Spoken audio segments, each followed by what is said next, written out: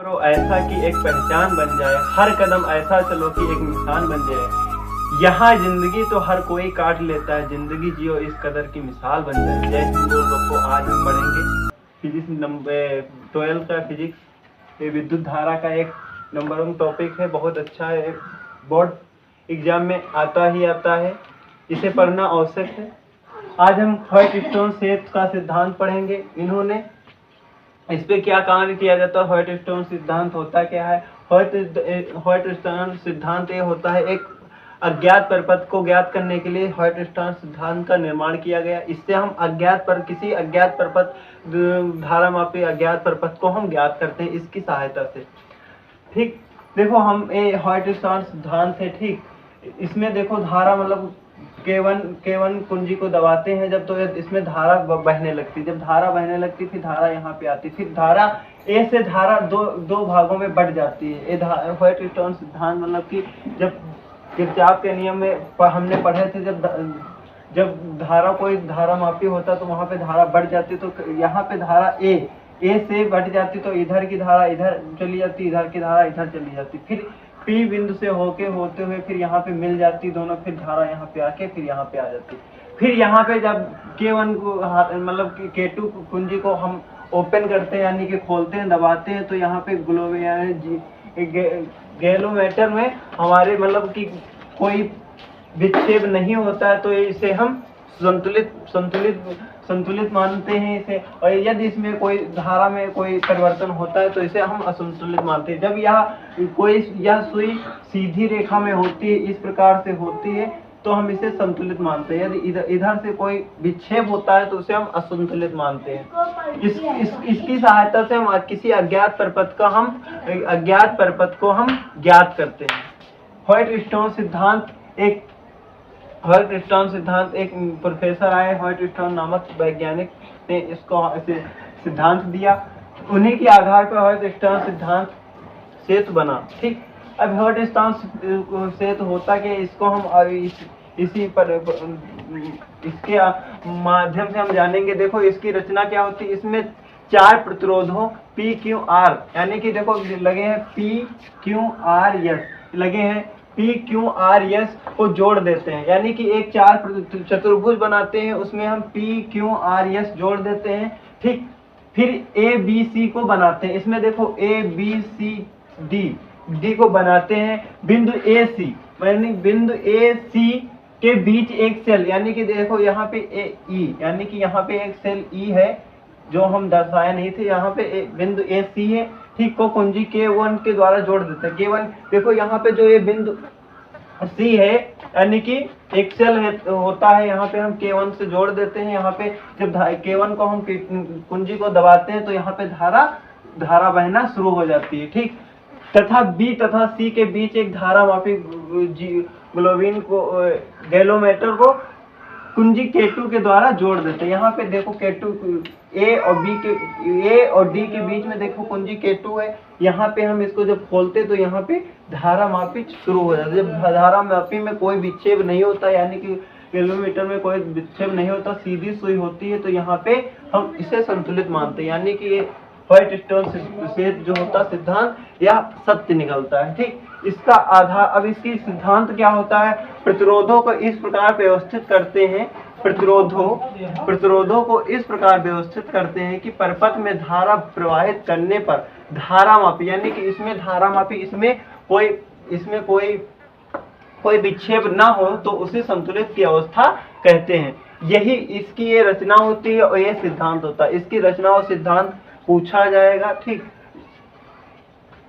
इसकी रचना क्या हो हमने बताया, जब यहाँ पे कोई ऐसा चतुर्भुज लेते हैं जिसमें ABCD एक ऐसा चतुर्भुज, उसमें हम धारा प्रवाहित करते हैं, PQRS प्रवाहित करते हैं, तथा हम A और C के बीच में एक सेल जोड़ देते हैं K2 के द्वारा, K1 के द्वारा एक सेल जोड़ देते हैं, तथा B और D के बीच में K2 कुंजी जोड़ देते हैं, जिसमें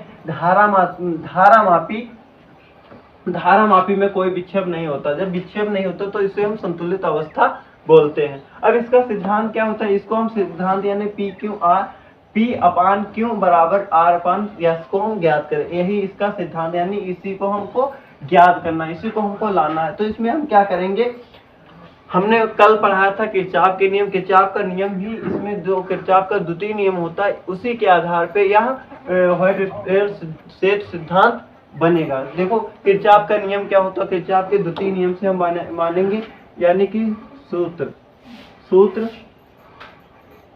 किरचॉफ के द्वितीय नियम से, द्वितीय नियम से। अब देखो किरचॉफ का द्वितीय नियम क्या कहता है, किरचॉफ का द्वितीय नियम कहता है कि जब कोई, देखो इसमें किरचॉफ के द्वितीय नियम से क्या होगा, यहाँ पे हम मान लेते हैं किरचॉफ के द्वितीय नियम से। देखो पहले देखो जो धारा होती है इसको हम मान लेते हैं, इसको फर्स्ट मान लेते हैं, इसको हम सेकंड मान लेते हैं। पहले फर्स्ट जो पर्पस होता है इसको हम ज्ञात कर लेते हैं। तो क्या होगा, धारा देखो ए बी डी ए, द्वितीय नियम से A B D A, D में। अब इसमें क्या होता है, धारा देखो इसमें I1 है तो I1। अब इसमें देखो जो प्रतिरोध है क्या है, P है ना, तो इंटू P, प्रतिरोध P, ठीक। अब इसमें देखो धारा यहाँ से आके फिर देखो यहाँ पे आ रही, फिर देखो धारा यहाँ पे यानी कि धारा देखो इसमें धारा इधर की तरफ जा रही थी ना, तो ऐसे आती फिर इधर की तरफ ही जो ये निशान होता तो इधर की तरफ। ये देखो इस निशान पे ध्यान दो, देखो ये नेगेटिव यानी कि अपोजिट लगाना, इसको सीधी यानी कि ये ऊपर की तरफ होता तो सीधी रेखा में यानी श्रेणी क्रम में प्रतिरोध बह रहा होता, लेकिन यहाँ पे देखो सीधी श्रेणी क्रम में प्रतिरोध ना बह के देखो अपोजिट यानी कि उल्टा बहने लगा, तो यहाँ पे हम माइनस लगाएंगे।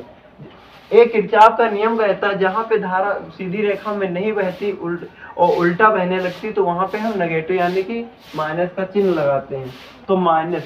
अब यहाँ पे क्या है, I2 इंटू R बराबर। अब यहाँ पे कोई प्रतिरोध यानी कि देखो इस यहाँ पे कोई देखो इसका योगफल कितना होगा, 0 होता, तो यहाँ पे हम 0 लगा देते हैं, तो बराबर क्या होगा, बराबर 0। ये हमारी समीकरण हो गई, ये समीकरण नहीं। अब इसको हम हल कर लेते हैं। इसको जब हम हल करेंगे तो I1P बराबर I2 R, ये हमारी समीकरण जो होगी ये फर्स्ट हो गई, ठीक। अब हम हमारा जो द्वितीय वाला भाग सेकंड वाला भाग होता है तो सेकंड वाला ले लेते हैं। अब इसमें देखो B D C, देखो B C D B ऐसे मान लेते हैं, तो क्या हो जाएगा, B C D B में, तो B C D में क्या हो जाएगा, देखो B C D में यानी कि I1 देखो यहाँ हम मान लेते हैं, यहाँ पे मान लेते हैं B C D B में, B C D B में। अब B C D में I1 देखो धारा हमारी क्या है, I1, तो I1 इंटू Q। अब देखो धारा इधर की तरफ बह रही है, इधर की तरफ, देखो हम धारा इधर की तरफ बहा रहे हैं, लेकिन यहाँ पे उल्टा है ना, तो यहाँ पर क्या लगेगा, यहाँ पर भी क्या होगा, माइनस होगा, तो माइनस, ठीक। अब यहाँ पे धारा क्या है, I2 इंटू धारा क्या है, यस, ठीक, यस। यहाँ पर क्या है, 0 यानी कि 0 है ना, इसका मान यहाँ पे कुछ नहीं ना, तो 0 हो जाएगा। अब देखो इसको हम हल करेंगे तो क्या हो जाएगा, I1 Q बराबर किसके बराबर है ना, I2 यस के बराबर, I2 यस। ये हमारी समीकरण क्या हो गई, सेकंड हो गई। देख ओके, हमने रेड से समीकरण फर्स्ट लिख दिया और ब्लैक से हमने समीकरण सेकंड लिख दिया। अब क्या करेंगे, समीकरण फर्स्ट को समीकरण सेकंड से भाग कर देंगे, तो समीकरण फर्स्ट को सेकंड से भाग करने पर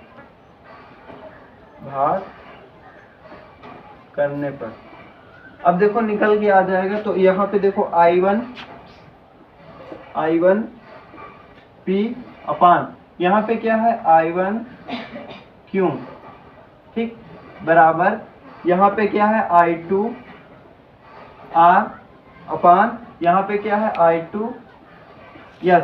अब देखो गोलगप्पो क्या करेंगे, देखो I1 से I1 कट जाएगा, I2 से I2 कट जाएगा। अब यहाँ पे निकल के क्या आ जाएगा, P बचा यहाँ पे अपान Q बचा ना, बराबर अब यहाँ पे क्या बचा R बचा, यहाँ पे क्या बचा S बचा। यही हमें ज्ञात करना चाहिए, यानी कि यही हमें प्रूव करना, यही हमारा निकल के आ गया। इसी को हम यहाँ पे देखो, यहाँ पे यही तो ज्ञात करना था, तो P अपान Q और बराबर R अपान S, यही हमें तो ज्ञात करना था। यही है व्हाइटस्टोन सेतु सिद्धांत, यही इसी के माध्यम से कल आते हैं। ये 5 नंबर में पूछा जाता है। इसको गोलगप्पो अच्छे से पढ़ लेना, ये जरूरी है, एग्जाम में आता ही 5 नंबर में आता है। जो किरचॉफ का नियम है और व्हाइटस्टोन सेतु सिद्धांत, ये जरूर से जरूर पूछा जाता। तो हम दोस्तों इतनी मेहनत करते तो एक प्यारा सा लाइक और कमेंट जरूर से करिएगा। जय हिंद दोस्तों।